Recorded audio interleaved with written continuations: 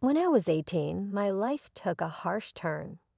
My parents and twin sister decided there wasn't enough room for me at home, effectively forcing me out.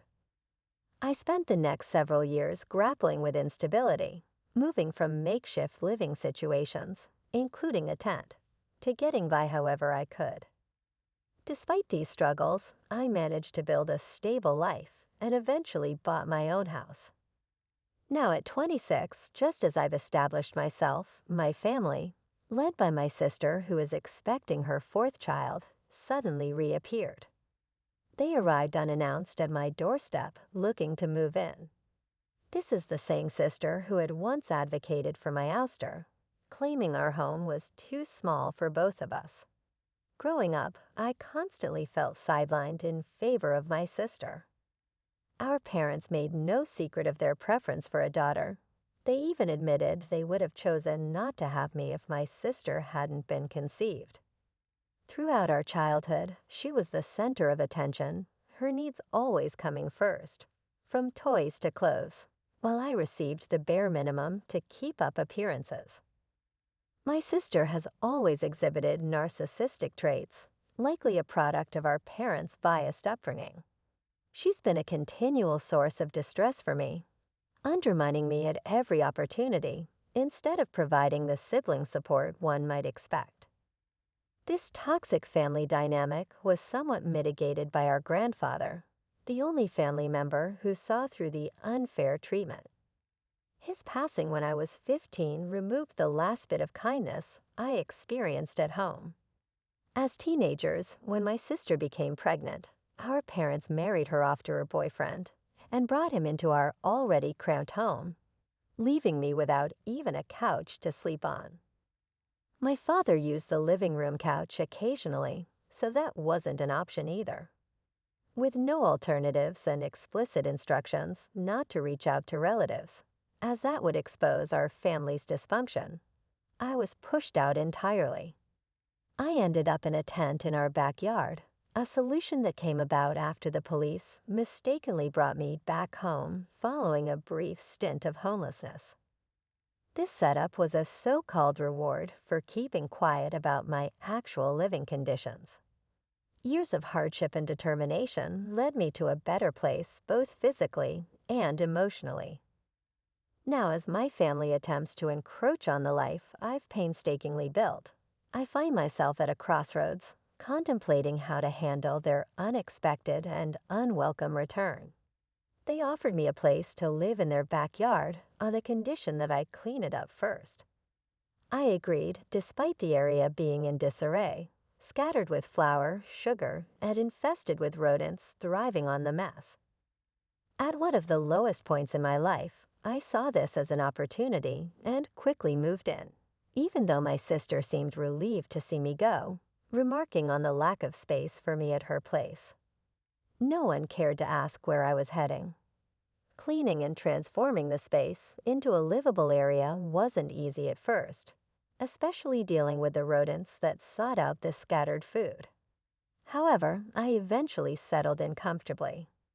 My circumstances forced me to drop out of high school just a few months shy of my final exams.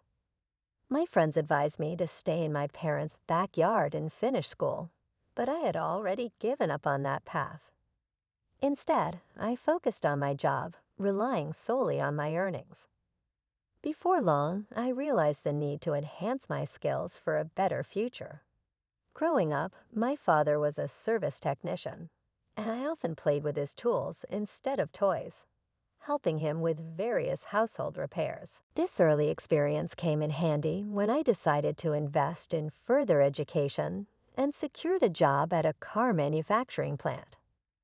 I worked diligently, climbing the professional ladder until I became a design manager. Recently, an old friend in the midst of a divorce needed to sell his house quickly. Despite my initial reluctance, the substantial discount and flexible payment plan he offered were too good to pass up. I bought the 4-bedroom house and moved in 3 weeks ago. To my surprise, my estranged family showed up unannounced at my new home. Considering I had no contact with them for years and lived 17 miles away, their visit was unexpected. I suspect a neighbor still connected on social media might have informed them. Upon their forceful entry, my parents expressed pride in my accomplishments, but it was surreal for them to see me as a homeowner at 26 while they still rented. My sister and her husband wandered around as if they were assessing the place to move in. When confronted, they vaguely mentioned they were just checking on me. Ironically, they seemed interested in my life now when I needed them least. During their visit, my sister audaciously claimed a bedroom for herself, enthused by the private bathroom, as if it was settled that they would move in. My parents tried to reason with her to manage her children better. Amidst this chaos, I was flabbergasted and firmly refused any discussions about them moving in. The conversation escalated quickly, with them trying to impose a moral obligation on me to house my sister due to familial duty. In a heated moment, I stood my ground, emphasizing that my parents had the responsibility to provide for their children, not me. I demanded they leave my home, asserting my independence and refuting any guilt they attempted to place on me for their lack of planning and space. As they left, I realized the peace of living alone in my own space, free from the burden of uninvited and unwelcome expectations.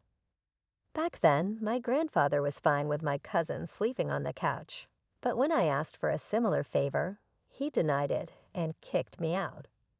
I vented about how I had struggled living with rodents in my employer's garage, and then in a cramped apartment for 10 years. But my family never once checked on me.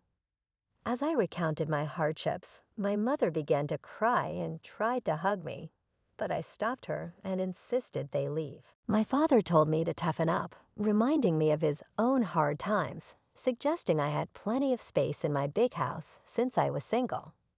I sharply told him to be quiet. My sister cursed at me for raising my voice at her husband, but I stood firm and told them to leave, or it would escalate. I ushered them out, refusing to let them argue back. My anger was palpable. They had always been toxic and self-centered, and now their greed was showing. I was no longer the compliant teenager they once manipulated. If they pushed further, I was ready to involve the police. To clarify, no, my sister never offered to pay rent. She and her husband have been spawning off my parents for over a decade, and now they seemed intent on leeching off me. Despite the strain it clearly put on my parents, they never took steps to push her out. Instead, they tried to unload her onto me. A week after our initial confrontation, my mother visited again. This time she was direct, arguing that my home had enough room to house my sister and her family. She repeated her reasoning about the crowded conditions at her place, but I remained resolute with my refusal. When subtle persuasion didn't work, she resorted to thinly veiled threats, suggesting that my large, often empty house was a security risk and that having family around would be safer and help with chores. I dismissed her fears and manipulations, telling her firmly to leave and not return. Just days after our argument, a neighbor alerted me to suspicious. Activity around my house escalated when a neighbor described seeing a pregnant woman, a man, and a young boy peering into windows and lingering in the backyard, likely trying to break in. Grateful for his vigilance, I gave him my contact information and asked him to keep me informed. My plans to install security cameras had been urgent, but not soon enough, as just 5 days later, the same neighbor called to tell me he thought someone had broken into my home. Rushing back, I discovered he was right. My sister and John had entered through a rear window. My sister justified their breaking in by claiming they had no other choice, accusing me of being unreasonable. As I processed her audacity, John smugly remarked on how easy it had been. I lost my temper and confronted him physically. My sister tried to intervene, and during the scuffle, their teenage son hit me with a bottle, causing my head to bleed. The situation escalated quickly into chaos, and my sister called our parents, painting a picture of me as the aggressor. When the police arrived, they began to clear up the mess, while my sister and John frantically apologized, pleading not to have their son arrested. Despite their pleas, I was ready to pursue charges against everyone involved. My sister, however, denied the break-in and assault, claiming it was merely a family visit gone wrong, and that her son's actions were just a prank. As my parents arrived, they pressured me to drop the charges, uniting to defend my sister and label me as vindictive. Faced with their collective denial and manipulation, I was determined not to let them rewrite the narrative of what had occurred in my own home. Last week, my neighbor stepped forward to provide a crucial statement, which ultimately led to the arrest of those involved in my assault. They spent the night in jail because my parents couldn't afford bail. The following morning, they faced trial while I was at the hospital treating my injuries and ensuring there were no internal damages. I took a few days off to recover and press charges for assault, also seeking compensation for my legal fees, which the court granted. Despite my parents' efforts to persuade me to drop the charges, I stood firm, even threatening legal action against them for their involvement in orchestrating the attack. Given that their son is a minor, he was treated under juvenile law, resulting in a week stay in a juvenile facility, with his parents liable for restitution, lost wages, and my medical expenses. My sister and her husband were fined heavily. In an attempt to lessen their financial burden, they requested to substitute part of their fine with community service. It's been quiet since the incident. I hope they've learned their lesson and will maintain their distance. However, my parents haven't let this go.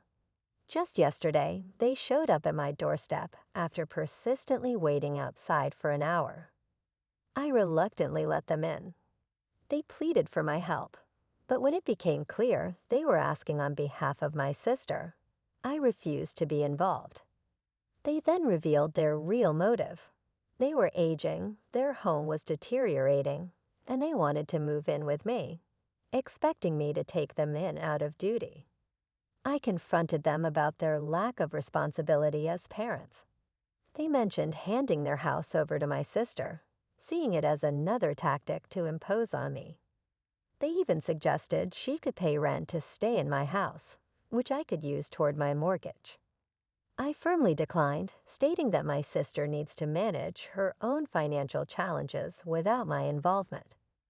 As they continued to plead, suggesting the house was too large for just one person, I made it clear that my future plans did not include remaining single or accommodating them out of obligation. Their attempts at emotional manipulation didn't sway me. I reminded them of their past actions and how they had once treated me, emphasizing that I would not be guilted into compliance. Their strategy to use familial ties to their advantage was clear, but I remained resolute in setting boundaries to protect my well-being and future. After my parents left my home looking visibly upset, I closed the door behind them. Despite whatever names they might call me, I resolved not to yield to their demands or let them walk over me. Now on to another challenging episode in my life.